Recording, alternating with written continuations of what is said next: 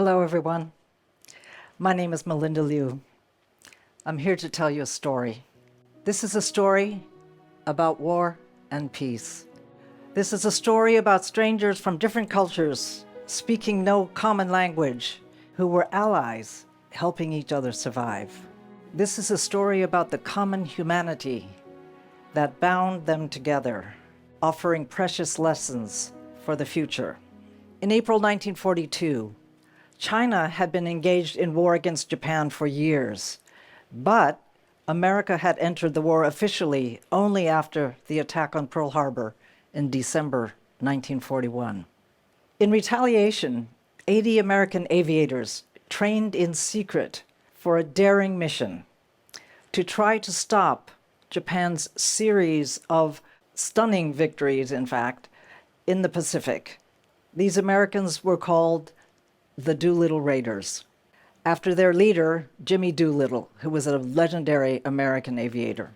Together, their mission was to attack Japan's home islands, something that had never happened for centuries.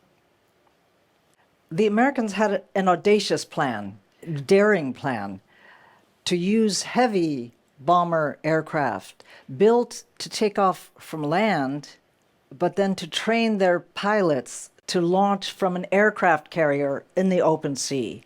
This airplane, called the B-25, had never been used this way before. 16 of them, B-25s, undertook this very risky mission, made riskier even at the last minute because they had to take off earlier than expected. The Raiders bombed their targets in Japan. This was a success. Everything went to plan. It was a morale-boosting action, which helped eventually turn the tide of the war in the Pacific. And as the pilots were running out of fuel in their aircraft over the Pacific, a miraculous tailwind actually blew them overland. Instead, they largely were over China. As a result, the Americans had to bail out using parachutes over China, landing in 4 provinces, mostly Zhejiang and Jiangxi province, in areas occupied by the Japanese. You can imagine, most of these aviators found themselves alone, hungry, lost, and being hunted by Japanese troops. They were discovered by Chinese strangers, grassroots farmers, fishermen, guerrillas, military, even bandits. Most of these residents had never even seen a foreigner before. They had no idea who these people were. One by one, however, the aviators were sheltered and fed and helped to escape from the Japanese. Of 80 raiders, 8 were captured by the Japanese troops, but 64, which is a surprisingly large number given what their circumstances were, made it safely to the areas of China that were occupied by the Chinese, thanks to the kindness of these Chinese strangers. By sheer serendipity, total coincidence, my late father, Tung-Sheng Liu, was one of those strangers. And that's why I'm telling you his story today. He was a graduate of Tsinghua University, majoring in aeronautical engineering. He had been teaching in Kunming, where, as many of you know, Tsinghua had relocated to try to get away from the Japanese troops. It was reestablished at part of a university in Kunming called Xinan Lianda. My father, in April 1942, was waiting in a small town near Ningbo to be sneaked over the Japanese line to get to Western China. One evening, one of the locals came to his door, knocked on the door, and asked what should have seemed like a strange question. "Do you speak English?" And my father answered truthfully. He said, "Yes, I speak a little. Some of my university course material was in English." So they said, "Come with us and bring your suitcase." He didn't know what to expect. He was taken to a room, and inside were 5 white men in muddy uniforms, unshaven, hungry, and very suspicious, and of course, a little scared. They were the number 2 crew of the Doolittle Raiders. They had just bombed Tokyo, and they actually managed to crash land in a rice paddy not too far away. The problem was nobody could communicate with them. and they couldn't communicate with anybody. Everyone was nervous in the room because of this lack of communication.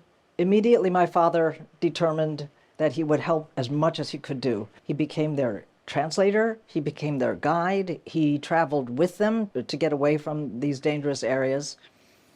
And from that point on, the Chinese, now being able to communicate, gave them incredible hospitality given the risks that were involved.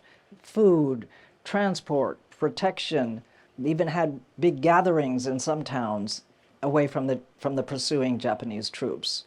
My father traveled with crew number 2 to what is today called the city of Chuzhou in Zhejiang province. Other raiders were also gathering there, and they prepared for onward travel to Chongqing. He told me often that he spent time hiding in a large air raid shelter there, sometimes for almost the whole day, to protect themselves from Japanese bombing. His encounter was not unique, I have to say. Astonishing examples of sacrifice and survival involving Chinese and Westerners took place during the war, even before Pearl Harbor. The legendary Flying Tigers, whose name I think is familiar to most of you, began their daring exploits in the skies above China. They were mostly Americans, led by Claire Chennault, who fought under the Chinese military. The Flying Tigers shot down an extraordinary number of enemy aircraft, given their small numbers, and helped keep open the vital transport links through which supplies from British-held airports in India were brought to Western China, helping cities like Chongqing, Kunming, Chengdu, helping them stay alive. Last year, many audiences were moved to tears by watching a documentary titled The Sinking of the Lisbon Maru. In October 1942, Chinese fishermen in 46 small boats rescued 384 British prisoners of war aboard a sinking cargo ship which had been requisitioned by the Japanese to transport them. Recently, a memorial to these rescues was unveiled in Zhejiang province. So it was by sheer chance that some of the stories of these rescues that took place during World War II included my father's name. After his life-changing encounter with the Doolittle Raiders in 1942, my father and mother fulfilled their dream, which had been postponed by the war, to pursue further education in the U.S. So they were both in Minneapolis, Minnesota. And one day my father opened up the newspaper and saw a small news item saying, a group of men called the Doolittle Raiders are having a reunion in Minneapolis. So he said, hey, great, I'll go there and see my friends. And he reunited with his wartime friends, some of whom he had not seen since 1942. So the Raiders named him an honorary Doolittle member. He's the only ethnic Chinese to have this honor. And afterwards, he attended nearly every annual reunion that they had. So for these past 15 years, since my father passed away, I've helped dozens of descendants of Doolittle Raiders visit China to follow in their ancestors' footsteps. When the president of a group called the Children of the Doolittle Raiders, Jeff Thatcher, and I visited Chuzhou in 2017, we suggested to local authorities that a Doolittle Raid Memorial Hall might be established in their city, and eventually they agreed. And to our surprise, very quickly in 2018, we returned with 24 Raider descendants to inaugurate this memorial hall to the Doolittle Raid in Chuzhou. I had hand-carried many artifacts from the United States to Chuzhou so that this memorial hall could include original American as well as many valuable Chinese artifacts. That same year, 2 grandsons of a Doolittle Raider visited Chuzhou to visit the site where their grandfather had landed by parachute and to raise a toast of brandy to their ancestor. So moving further into the future then, in 2023, during a visit to San Francisco, Chinese President Xi Jinping actually talked publicly about Raiders' descendants visiting Chuzhou and the memorial hall to the Doolittle Raid there.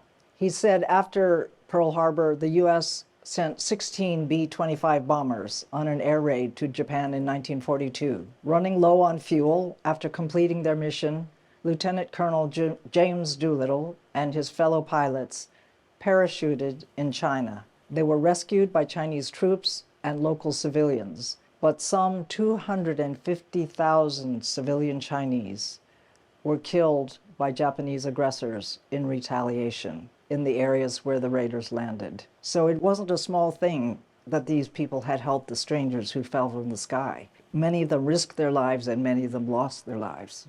President Xi said the hope of the China-US relationship lies in the people. The foundation is in our societies. Its future depends on youth, and its vitality comes from exchanges at the subnational level.